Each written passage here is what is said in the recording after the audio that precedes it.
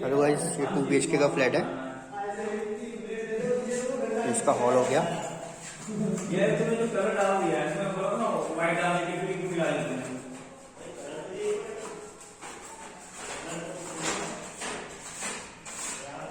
मैंने ये कहा था यही डिजाइन इसमें मारने के आप बनाएं। और ये वॉशरूम।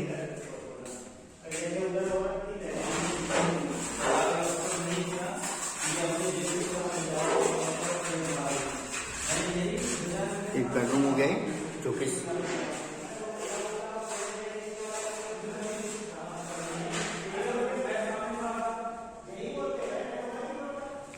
ये विद वॉशरूम बेडरूम के साथ में।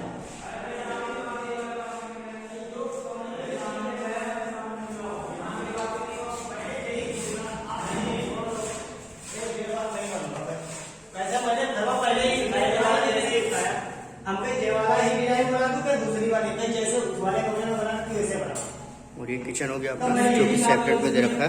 ये वाला डिजाइन करना है, ठीक है। उसने ये कहा था डार्क मारना उसमें, बस ये वाली बात हुई थी वहां। और ये दूसरा दूसरा उसमें